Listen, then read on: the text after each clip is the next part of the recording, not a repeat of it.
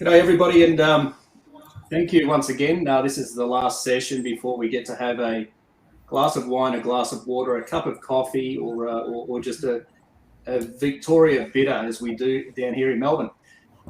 This topic is actually extremely relevant because it's very dynamic in the way that it has changed in industry over the past 10-15 years, from what I can remember. Me and my company, I've been involved in third-party maintenance and have seen the challenges that it addresses. I've also seen the opportunity it creates, but it's very much different as software becomes a lot more relevant to it moving forward. So what we've got here is we've got Basis Bay, who are leaders in their industry around the APAC for third-party maintenance, and they've got organisational changes which they'll discuss and go to markets, and they've been an absolute fantastic supporter of ASCDI for the last number of years. Always participate in our regional meetings, our email correspondence, and support us. So I'd like to introduce Reuben, Director of Strategic Business, Thomas, and Prekash, Director of Operations. Also like to introduce Todd, who's the Chairman of ASCDI. You would have seen him at the start. He's built a very successful business on third-party maintenance. He'll elaborate on that, but he's also one of the founders of repair.org, so he'll give us a little bit of a point of view on what's going on in his world, and hopefully we can all sort of learn together. But in a region that sometimes seems close, we need partners to be able to deliver maintenance and support solutions. So hopefully this can open up a little bit of dialogue, and it's going to be another Q&A forum with a bit of a closeout. So I'm just going to ask a couple of questions to start off with of Thomas, and can you just give me a bit of a breakdown? Tell us about Basis Bay and tell us where you're located and the services you provide. Yeah, thank you, Brett. Basis Bay, we have, we have been with ASCDI since like more than 25 years, right? So we've been around. I think the lots of we see lots of changes in the landscape, since it started, and of course I would say we are located, our headquarters we're located in Malaysia, right? But we have presence in about in the region for more than 20 countries. Since the inception of the third-party maintenance business in the 90s, I think we have evolved in terms of in terms of the product suite, because in this part of the region, the TPM is not as mature as it used to, in Europe and in the States. Hence, we need to diversify our business suites and our services, and of course, we've grown since having presence in the Asia Pacific region, and of course, like I said, we need to diversify because some of our clients in the region are a bit apprehensive, right? Because I think it probably well aware. That they always perception is that my head will be in a chopping block if I choose the proprietary vendors, right? So hence this challenge of course is going on since until today, whereby the clients are a bit apprehensive to choose third-party maintenance over the services provided by proprietary vendors, right? Even though they are paying a premium for it, right?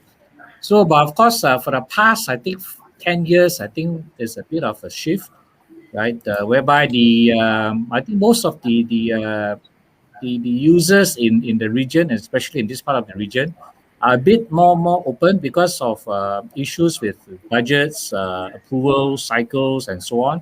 They are trying to open up probably their less critical environment, like the development, backup equipments, disaster recovery. They try to open up to TPM providers like us, which is a good thing, right? It's a good thing.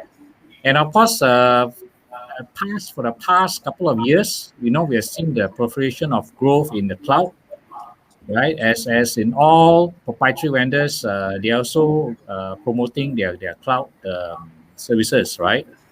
So hence, I think we are seeing a growth in that area, in this part of the region. We definitely are in the are in the go as well for that, whereby we set up alternative services like data center, cloud, to take advantage of the requirements, right? Especially for the past couple of years due to the pandemic, a lot of our users here, they have challenges accessing their building, right, to support their systems in their data center, right? So we are seeing a lot of opportunities and services migrating to the cloud, specifically on the proprietary systems, right? So I think that's a good thing, so that we don't really have, we have data centers located in a couple of locations in Malaysia and in the region as well. So I think that gives us some kind of, leverage on diversifying our services and our business in that regards. Perfect. Yeah. So you've able to elaborate on what sort of platforms are encompassed in your TPM range. So a lot of people would be familiar with maintenance on just networking equipment and maybe storage. What's been a focus of Basis Bay over the coming or over the past years, given the industry has changed so much? Yeah. So, in the 90s, when we started off the TPM business, some of the clients that we supply the services to are to the banks, some of the local banks, right, and the regional banks in the country, right?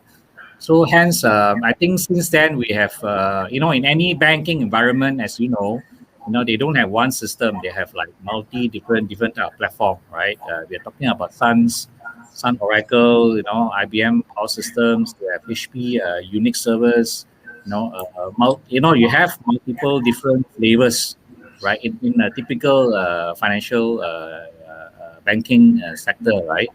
So since then we do support those systems. We provide the equipment, right? These various type of equipments to the to these banks and insurance. That's where we started off, and of course we also provide. We also train our engineers, right, to be able to support those devices, right? So of course you have the Sun, you have the HP, and EMCs, net apps, we have Hitachi systems, storage systems, multiple different, because in that environment, we have to provide them disaster recovery, right? We provide them the location, the host of disaster recovery. We are also able to provide them the enterprise equipment and the services to support those environment, right? So since then until now, we have built our resources, our in-house technical expertise, right, to support all these multi-platform environment, right, both in their primary data center, in the client's primary data center, as well as in the disaster recovery site. Thank you.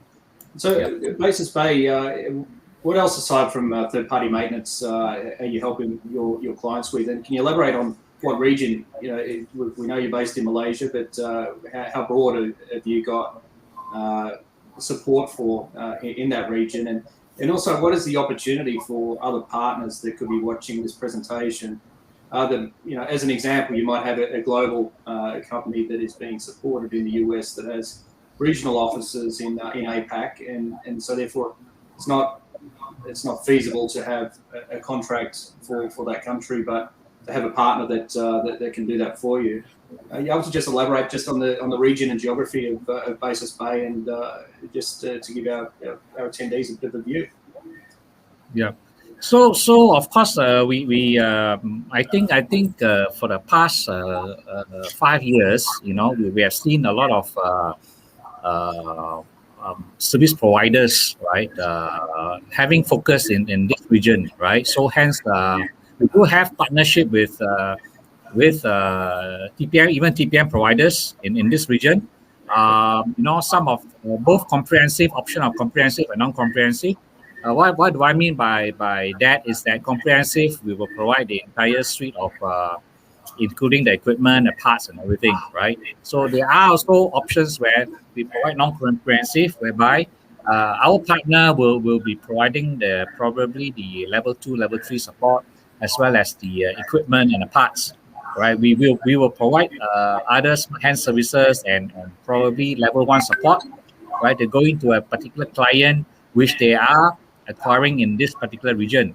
So I think in that regards, we're able to support their business, right? We have been doing that, I think, for the past probably more than 8 years, right? We've been supporting certain partners who has, headquartered in Europe and US, and who has got businesses and clients based out of this region, right? So they engage us to provide level 1 support to their clients in this particular region. Right. So other than that, like I said, we also have data center. We have our own data centers located in the region, whereby they can also expand their portfolio of services to their customers, engaging us to provide services like data center co-location services, disaster recovery, as well as business continuity. Right. So these are some of the I would say complementary services that some of our partners can engage us with. Perfect. Hey, Prekash, are you able to elaborate on some of the definition of not only third-party maintenance, but being able to provide BCP or DR scenarios for your clients? What are some of the IT service management products or solutions that you found not only for Basis Bay to deliver, but as opportunities in industry where shared resourcing such as BCP might be relevant, but also talking about not just sparing equipment, but by providing business continuity. Can you give us a little bit of a brief on that? Well, Brett, the IT service management piece being offered by Basis Bay is essentially part of the managed services we offer to our clients.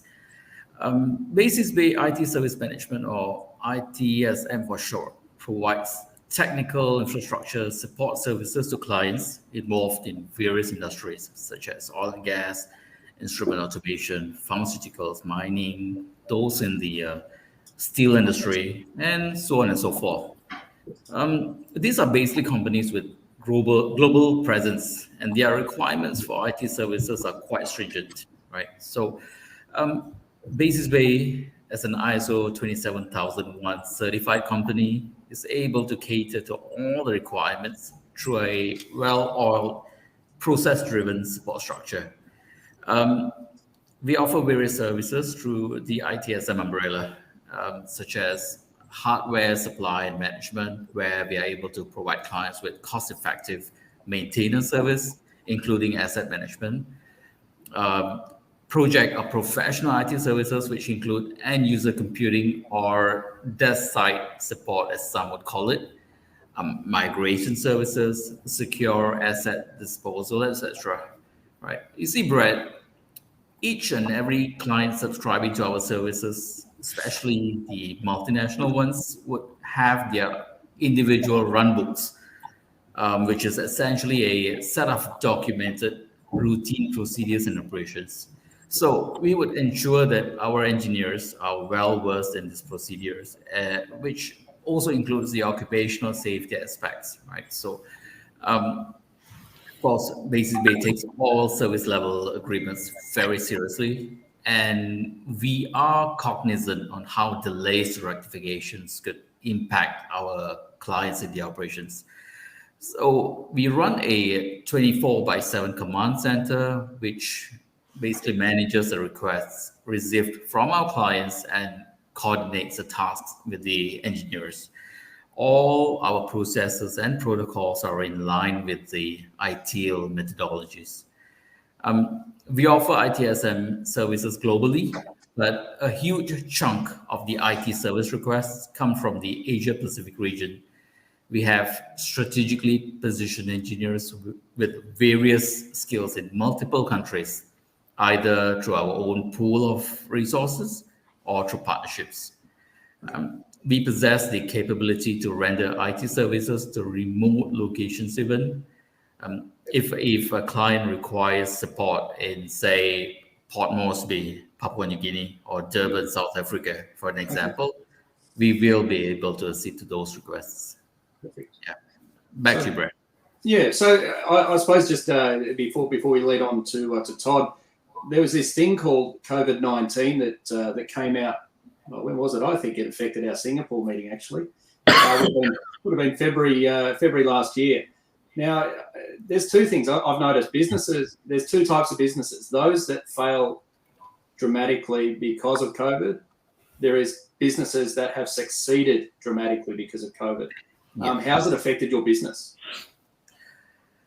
Well, I would say that each country we provide IT services to. First of all, let's dive into this, right? Each country which we provide IT services to present its own set of processes to be followed. Governmental rules and policies differ from one country to another. We may also streamline our approaches, take into account the cultural differences from one place to another. You see, there might be slight variations in how we handle IT support in, say, Japan as opposed to South Korea, although both are Asian countries, right? So we have even experienced instances where clients would insist on having specific engineers attending to the tickets, their favorite ones or the ones they are used to deal with. Of course, this is a challenge by its own, but I feel that it is a good problem to have.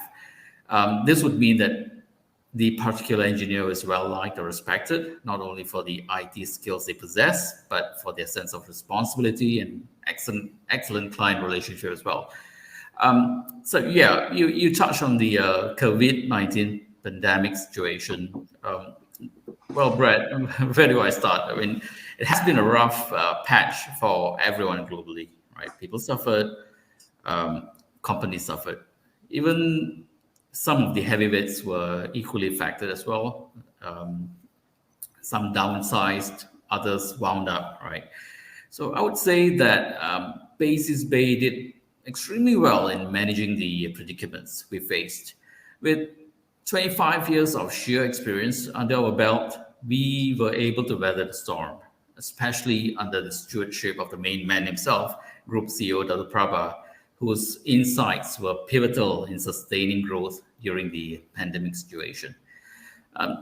So, Brett, there's always a silver lining in any hardship, right? During the government-mandated lockdown triggered globally, we strengthened our remote support services.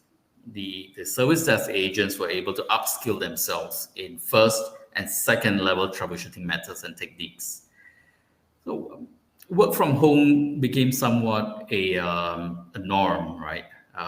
There were initial hiccups in the coordination of manpower, especially those frontliners who were required to be on site, right? So we were able to manage those setbacks as well. Overall, the past year and a half has been a learning curve for us all. Back to you, Brett. You're muted, Brett. Sorry, there you go. I thought everybody could lip read. My apologies for that, and thank you so much, guys. Thank you for the insight on what your business does. Thank you for the way that you address the challenges, also articulating your what you're good at and where you can help. So I hope that anybody watching this presentation, if they have any discussions around opportunity within region, around third-party maintenance, ITSM, even local knowledge and consulting, please reach out to Prabha. The guys here on the call from Basis Bay, they'll be more than happy to help. So just going to introduce the last speaker for today's session, the chairman of the board, the man himself, Mr. Todd Bone. Welcome. You're going to give us a little bit of insight about TPMs and acquisitions, and also your involvement as a founder of repair.org. You've got the floor.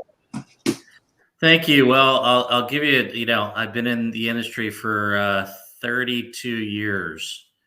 I actually was telling somebody the other day that I sold a 1 megahertz computer at one point. So I guess I'm getting old. But when I started XSI, we pioneered the aftermarket for real-time simulation computers, and then visualization, and then supercomputers, which is kind of a very niche and strange marketplace. But speaking of APAC, my biggest sale came in the second year of the company to a company in South Korea called Kyung Hung Systems. And it was a bunch of mass comp RTU systems. So I feel very ancient at this point, but very happy to be involved with the industry.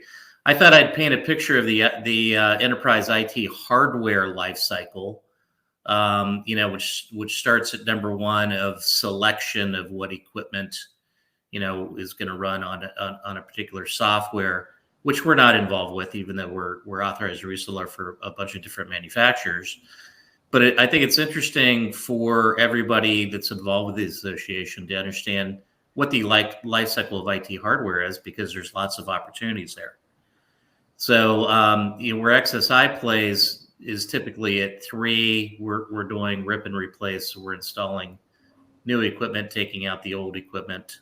And then, we're to 5, third-party maintenance on equipment, but we're also helping customers with their existing OEM contracts, because, they still have to do, warranty entitlement processing on equipment that still has warranty.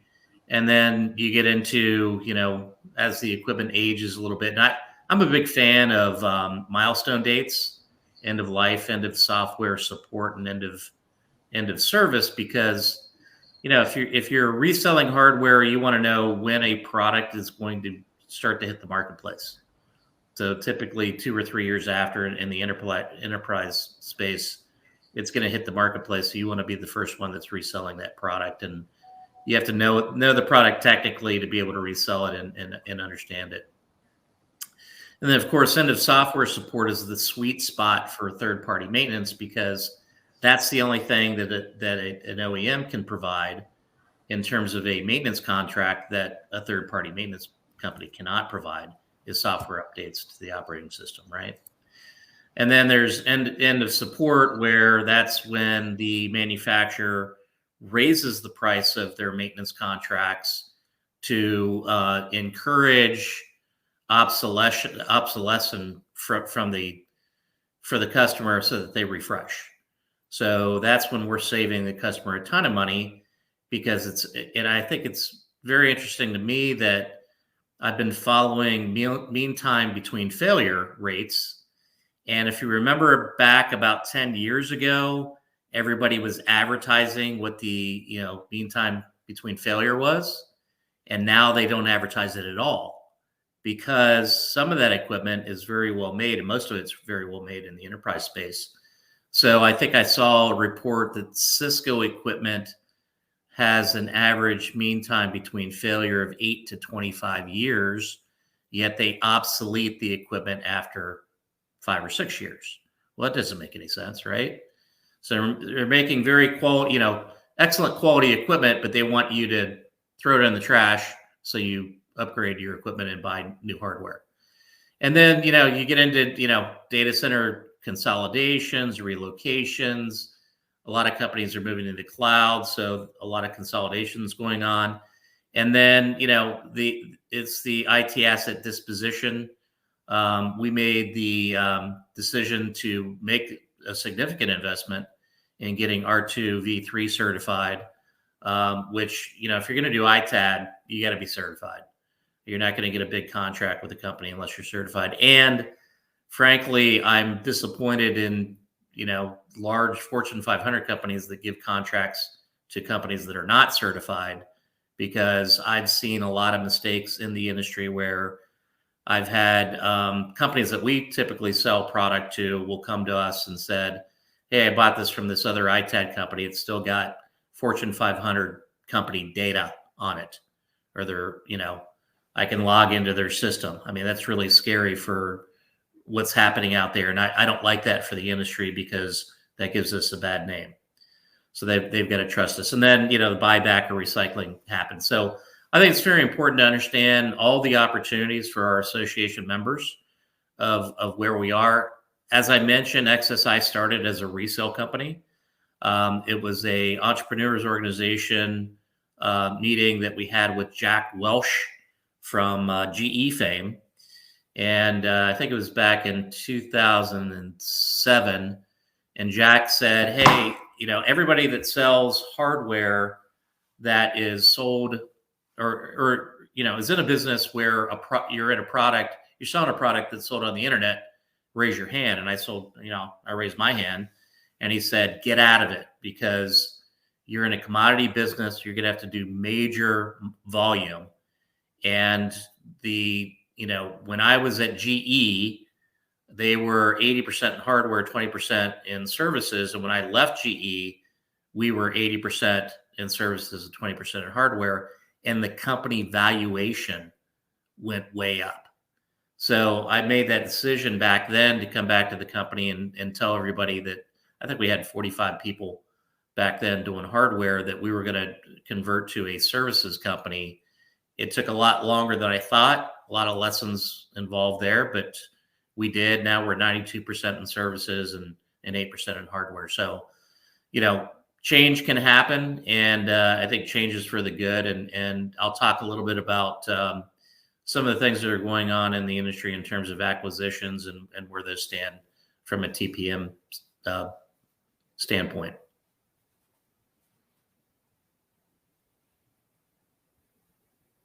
Still on mute, Brett. Apologies. It's that time of day. I was thinking about beer. So do you just want to give a 30-second pitch on your involvement with repair.org and give people just a little bit of an overview of that? Sure. That actually started as a enterprise exercise from the SIA, and then ASCDI joined in. But, we've made a ton of progress in, I think, maybe the last 8 years it's taken us. We started at the federal level, went to the state level, followed the automobile repair industry in what they've gotten done in the United States. And then just this year, we had legislation in 27 states. This was the first year that we got in the U.S. Legislation passed in the Senate of one state, New York. And so we're very optimistic next year that we're going to get legislation passed in a lot of states, because another thing that happened was the FTC, Federal Trade Commission, did a 2-year study, and their report says that all of the claims by the manufacturers of why there shouldn't be fair repair or right to repair were baseless. So that was a very damning report against them. And then that was in May 6th of 2021. In June, another federal bill was introduced by Joseph Morelli, Democrat out of New York. And then in July, the FTC voted to streamline the rulemaking process. It's kind of an opening to getting legislation passed or getting things passed. And then Steve Wozniak, founder of Apple, Apple's been a big opponent to right to repair, came out and did a video for us and basically said if he wasn't able to repair things when he was starting Apple would have never started. And then the White House, the Biden administration passed an executive order down, which was a huge win for the right to repair, which basically was a directive to the FTC that that he wanted to enforce antitrust policies against right to repair that manufacturers are doing. And then after that, Apple shareholders are now getting on Apple's case about right to repair and polluting the earth. And then Microsoft just came out this month in support of right to repair. So I think we're going to get legislation passed this year. It's not just in the United States. It's happening in Europe. It's happening in a lot of other places. But it's not just right to repair. It's also right to resell. Because, with, things like Cisco smart licensing, which move the entitlement from the hardware to the cloud, it's harder to resell that product. And so getting this legislation passed is going to be critical, not just in the United States, but overseas. Thanks for for that. I can't stress how important the work. I've been fortunate enough to visit Congress with ASCDI, listen to the conversations that are going on between politicians and users, everything that really affects, I would say, just about every person on this presentation. It gets overlooked, and unless there's people like Todd and ASCDI and his partners that are advocating and pushing for users to have the right to purchase, users to have the right to repair, and have that freedom, it's going to be very hard in the future for us to have a business. And so I think that's extremely important, what Todd just closed off on. What's also extremely important is that I'm 2 minutes into the drink session. And so I just want to thank everybody that has attended, and look forward to seeing you down the track. And we will hopefully bump heads in the next session. But without you guys, these meetings mean nothing. And I always value feedback. I always value contribution or being challenged. So we'll see you soon. Thank you all. Thank you, Basis Bay. Thank you, Todd. Thank you, Joe, Neil, everybody. It's been greatly appreciated. All right. Will do. Thanks, Brad. Thanks, Brad. Thanks, everyone. Thank you.